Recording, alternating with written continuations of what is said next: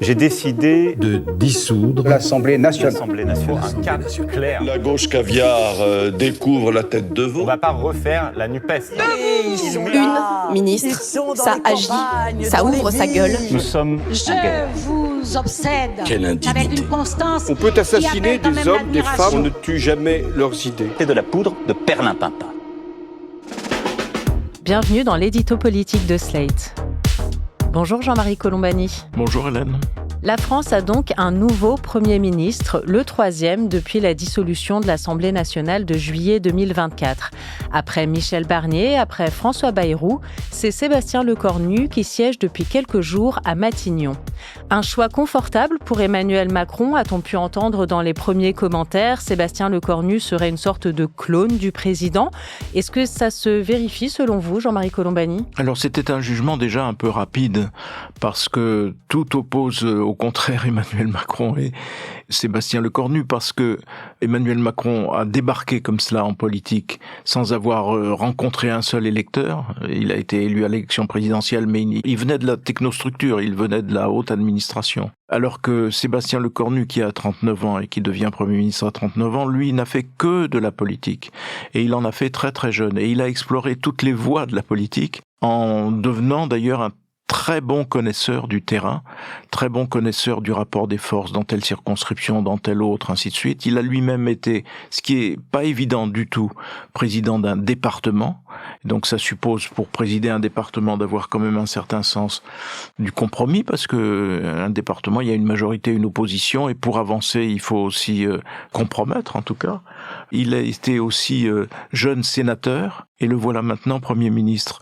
Donc c'est quelqu'un qui est armé pour une traversée vraiment politique dans une période où la politique est omniprésente et va l'être, si tout va bien, jusqu'à l'élection présidentielle de 2027, si tout se gâte, avec des soubresauts qui peuvent intervenir d'ici là.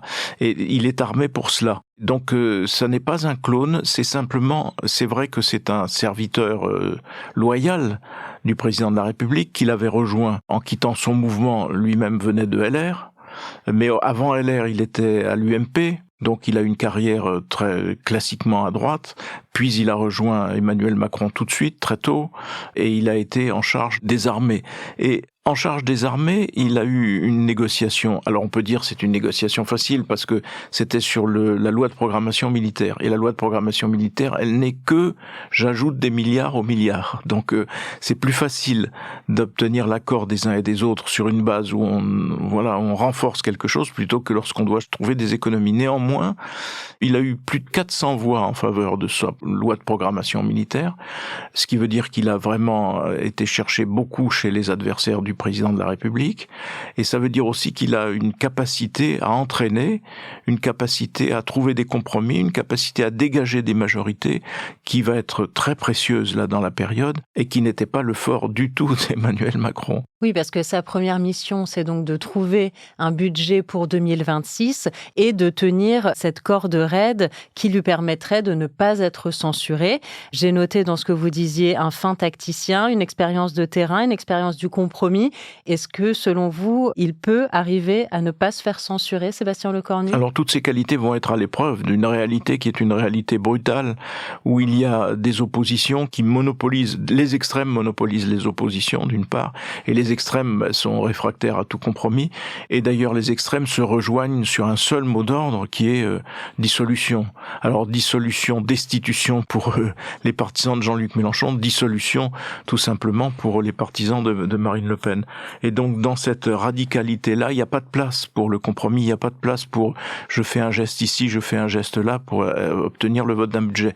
Néanmoins, il y a toujours au centre du jeu, en quelque sorte, les 66 députés socialistes qui sont l'appoint indispensable pour qui veut censurer un gouvernement, et que Sébastien Lecornu va devoir essayer d'entraîner ici ou là sur telle ou telle disposition pour obtenir que nous ayons un budget et pour éviter d'être à son tour aussi vite censuré comme ses prédécesseurs. Mais même le PS a dit c'est la dernière chance avant la dissolution. Alors le PS, c'est très difficile de savoir où ils veulent aller et où ils vont, avec une direction qui a été comme saisi d'un bonheur immense à l'idée qu'il pouvait être Olivier Faure Premier ministre, alors que ça ne correspond absolument pas à la réalité politique.